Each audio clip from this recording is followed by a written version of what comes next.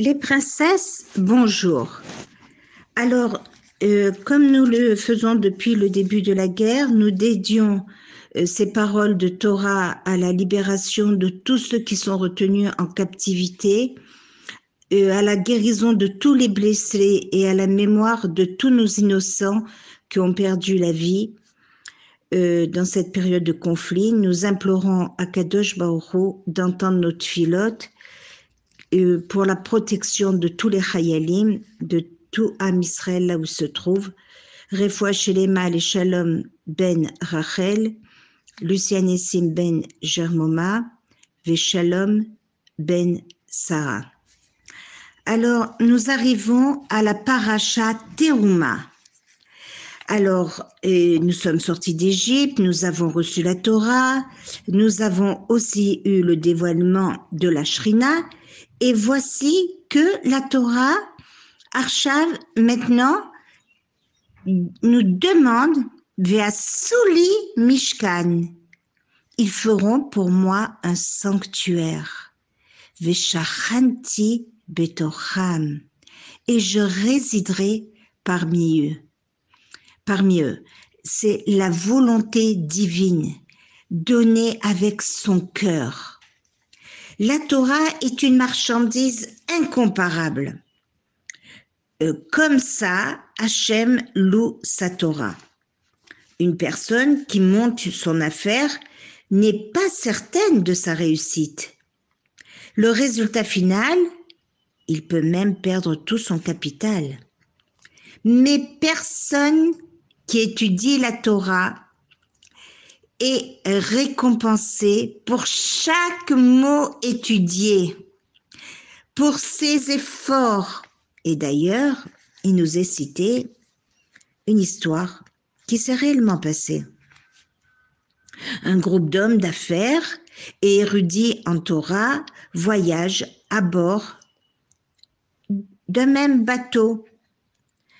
Un homme d'affaires ainsi que des hommes d'affaires ainsi qu'un érudit en Torah.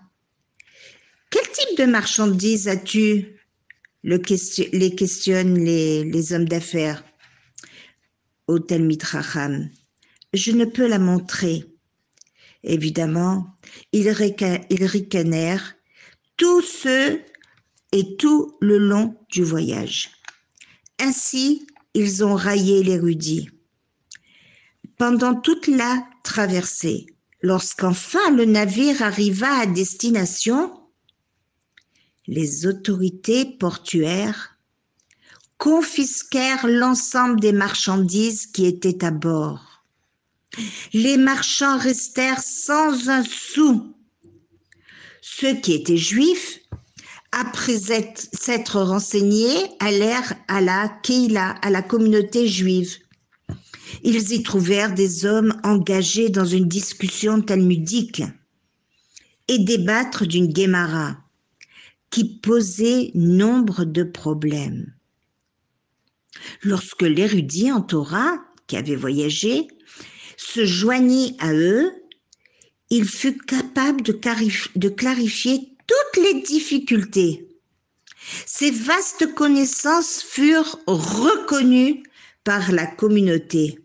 On lui témoigna honneur, on lui servit à boire et à manger, et on lui offrit même un poste en vue au sein de la communauté.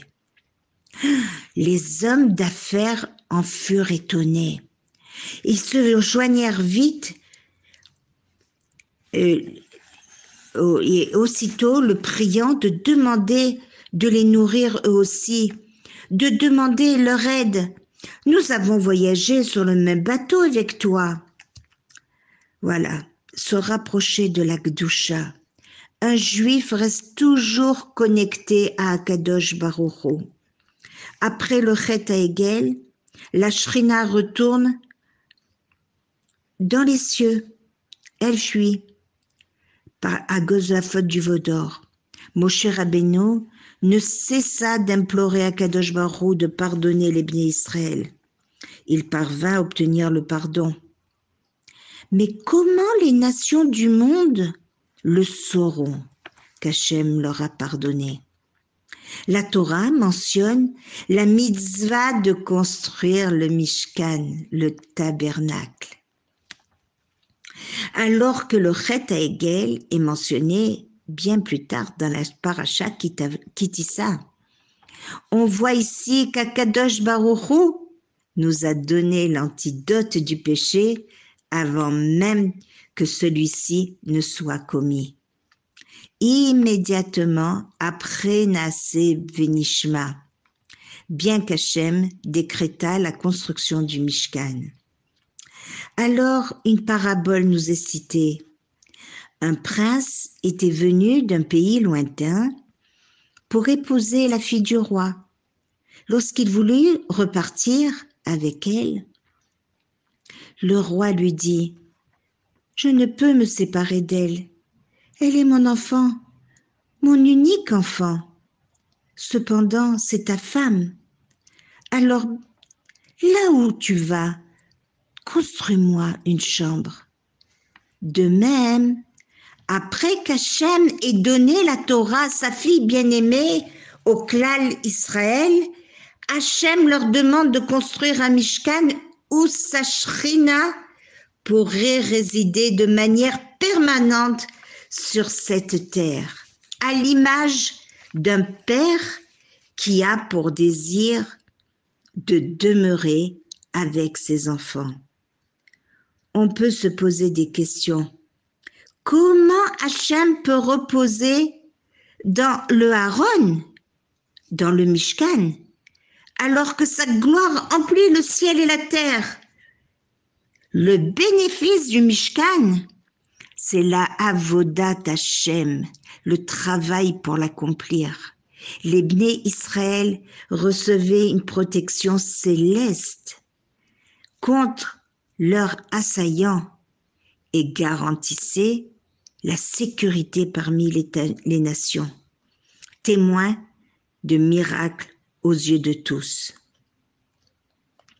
Alors Akadosh Baruch Hu va demander 15 sortes de matériaux afin que tous puissent y participer.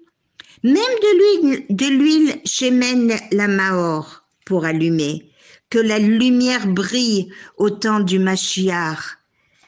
Alors, vous savez, les princesses, lorsque Akadosh Baruch Hu a écrit et décrit la création du monde, de Bereshit Yom Rishon à Yom Shishi, il y a eu seulement 31 versets. En décrivant le cosmos, les plantes, les animaux, savez-vous combien de versets pour la construction du Mishkan, le temple provisoire, le tabernacle?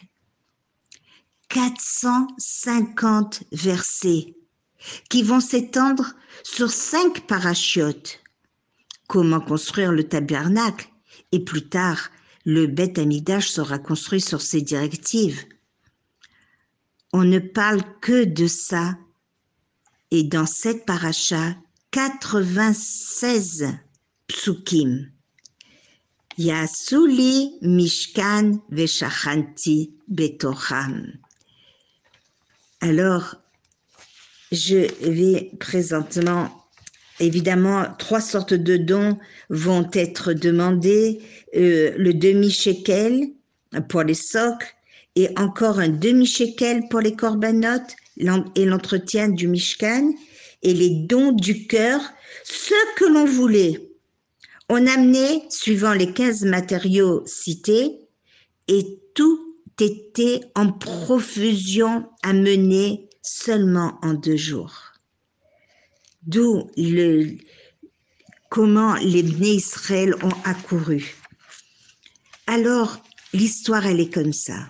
Un jour, il y a bien longtemps, un homme se promenait dans les ruelles de Tel Aviv. Passant devant une boutique, il aperçut dans la vitrine un objet qu'il recherchait depuis longtemps. Il entra dans le magasin et le vendeur, d'apparence simple et d'un certain âge, lui sortit l'objet demandé et lui tendit. lorsque 2 hommes rentrèrent dans le magasin à leur tour. Ils étaient entièrement absorbés par un sujet profond de Torah. Ils avaient une très belle allure, ce qui impressionna l'homme qui demanda au vendeur, après le départ de ces 2 hommes imposants. Qui sont-ils? Qui sont-ils? Mais c'est mes 2 fils. Vos fils? Mais par quelle route? Par quel mérite avez-vous eu de tels enfants? Je ne sais pas, répondit le vendeur. Je vous en prie, réfléchissez. Vous avez sûrement un acte méritoire très spécial. Ah oui, peut-être, me vient-il. Nous habitions en Russie. Les conditions de vie étaient extrêmement difficiles et la pauvreté régnait. Notre situation n'était pas des meilleures non plus. Mais malgré cela, avec ma femme, nous avons mis de côté de l'argent pendant de nombreuses années, jusqu'à obtenir une somme honorable que nous avons décidé de donner à la tzedaka. Mais qu'en faire?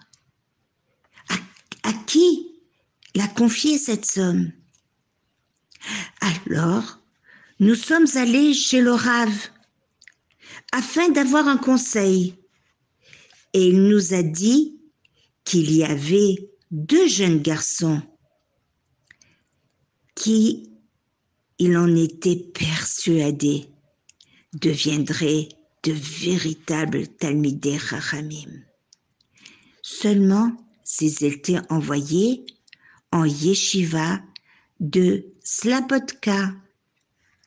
Nous acceptâmes avec joie de soutenir ces 2 garçons et lui confiâmes toute la somme. Ah, le client ébahi demanda: « Mais est-ce que vous vous souvenez du nom de ces jeunes gens ?» Le vendeur lui dit qu'il était désolé, mais qu'il ne s'en souvient plus. Alors le client insista: « Réfléchissez, s'il vous plaît. » C'est alors que le vendeur lui dit: « Aaron Kotler, l'un qui devint l'un des plus grands rabbins d'Amérique, et il ne le savait pas. Et le deuxième, Yaakov Kaneski, le grand Rav, sa yeshiva Torah Va'adat, une personne généreuse qui donne la tzedaka est chère à Akadosh Baruch Hu. Aslacha Rabba, Shavua Tov, et que la joie gagne ce mois.